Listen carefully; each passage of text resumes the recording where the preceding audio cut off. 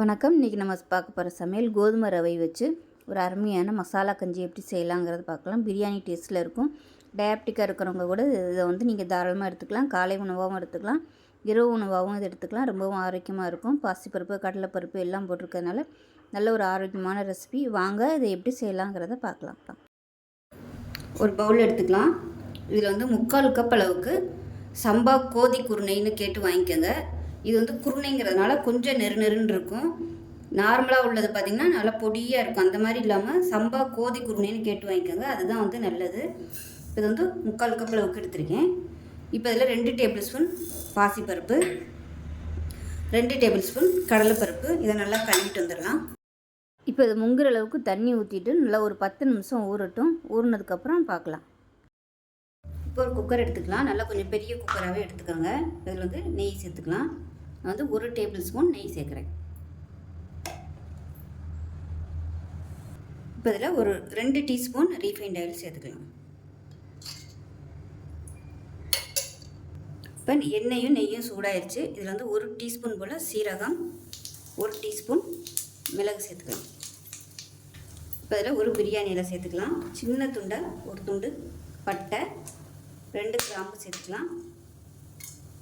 இது கூடவே கல்பாசி கொஞ்சம் சேர்த்துக்கலாம். வாசனைக்காக கொஞ்சமாக சேர்த்திங்கன்னா போதும். இது கூடவே ஏலக்காய் 1 சேர்த்துக்கலாம். இப்போ இதில் நீளமாக நறுக்குன வெங்காயம் சேர்த்துக்கலாம்.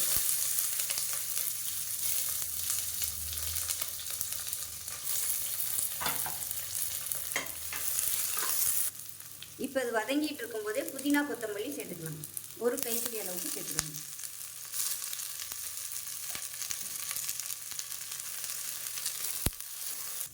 இப்போ வெங்காயம் ஓரளவுக்கு வதங்கிடுச்சு. இப்போ நம்ம அரைச்சி வச்சுருந்தா வெங்காயம் இஞ்சி பூண்டு பேஸ்ட்டை சேர்த்துக்கலாம். நான் கொஞ்சமாக போட்டதுனால கொஞ்சம் தண்ணி ஊற்றி தான் அரைச்சிருக்கேன் நைஸாக. அதனால் கொஞ்சம் நிறையா இருக்குது. இது அப்படியே சேர்த்துக்கலாம். இப்போ இது பச்சை வாசனை போகிற அளவுக்கு வதக்கிக்கலாம். இப்போ 2 பச்சை மிளகாயை உடச்சிட்டு சேர்த்துக்கலாம். இப்போ இஞ்சி பூண்டு பேஸ்ட்டு நல்லா பச்சை வாசனை போக வதக்கியாச்சு. இப்போ மீடியம் சைஸாக ஒரு தக்காளி, அதாவது குட்டி தக்காளியாக ஒன்று பொடியாக கட் பண்ணதை சேர்த்துக்கலாம். இந்த அளவுக்கு தக்காளி சேர்த்தா போதும். இப்போ தக்காளி எல்லாமே நல்லா வதங்கிடுச்சு. இப்போ பொடியெல்லாம் சேர்த்துக்கலாம். 1/4 டேபிள் ஸ்பூன் மஞ்சத்தூள், 1/2 டேபிள் ஸ்பூன் தனியாத்தூள், 3/4 டேபிள் ஸ்பூன் மிளகாய்த்தூள், 1/4 டேபிள் ஸ்பூன் சீரகத்தூள், 1/4 table spoon சோம்புத்தூள், 1/4 table spoon garam masala இல்லை கறி மசாலா, இது 4 சேர்த்துக்கலாம். இதையும் சேர்த்து வதக்கிக்கலாம். இப்போ இதுக்கு தேவையான உப்பு சேர்த்துக்கலாம். சேர்த்துட்டு 1 டேபிள் ஸ்பூன் அளவுக்கு தண்ணி சேர்த்துக்கலாம். இந்த மசாலா அடி பிடிக்காமல் இருக்கிறதுக்காக சேர்த்துட்டு பச்சை வாசனை போக வதக்கிக்கலாம். இப்போ இதெல்லாம் வதங்கிட்டு இருக்கையிலே காய்கறி சேர்த்துக்கலாம். நான் 1 கைப்பிடி அளவுக்கு பட்டாணி, 1 கைப்பிடி பீன்ஸு, 1 கைப்பிடி கேரட் எடுத்திருக்கேன். இது சேர்த்துக்கலாம். இதுக்கு பதிலாக நீங்கள் கொத்துக்கறி 1 கைப்பிடி அளவுக்கு சேர்த்திங்கன்னா நல்லாயிருக்கும். ஸோ நான் இன்றைக்கி வெறும் வெஜிடபிள்ஸ் மட்டும் தான் சேர்த்துருக்கேன். இது கூடவே நீங்கள் அந்த கொத்துக்கறி சேர்க்குறனாலும் சேர்க்கலாம், இல்லைன்னா வெஜிடபிள்ஸ் இல்லாமல் வெறும் கொத்துக்கறி சேர்க்குறதுனாலும் சேர்த்துக்கலாம்.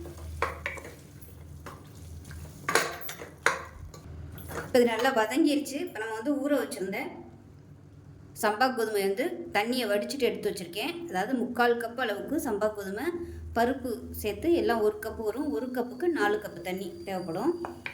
அதை சேர்த்துக்கலாம்.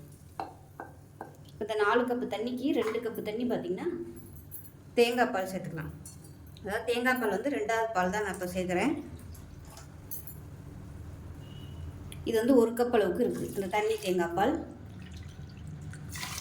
2, 3, 4 கப்பு தண்ணி ஊற்றிருக்கேன். இப்போ நல்லா கலந்து விட்டுருலாம். கலந்து விட்டுட்டு மூடி வச்சிடலாம்.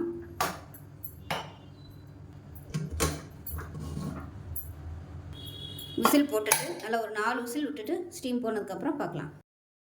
இப்போ 4 விசில் விட்டு ஸ்டீம் போயிடுச்சு. எப்படி இருக்குன்னு பார்க்கலாம். இப்போ பார்த்திங்கன்னா இந்த மாதிரி தான் இருக்கும். இது கரெக்டான அளவில் இருக்குது. ஏன்னா நம்ம கொஞ்சம் கஞ்சியாக தான் சாப்பிட போகிறோம். அதனால் இது கரெக்டாக இருக்குது. இது கொஞ்சம் நேரம் ஆக நல்லா கெட்டியாகிட்டே வரும்.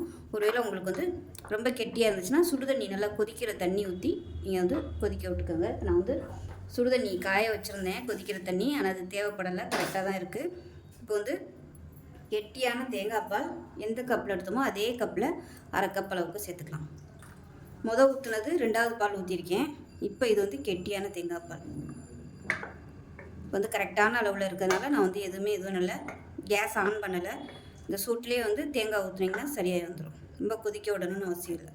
அவ்வளோதான், அருமையான சம்பா கோதுமை கஞ்சி ரெடி ஆயிடுச்சு. கடலைப்பருப்பு இருக்குது, பாசிப்பருப்பு இருக்குது. டேஸ்ட்டு சூப்பராக இருக்கும். ஸோ செஞ்சு பாருங்கள்.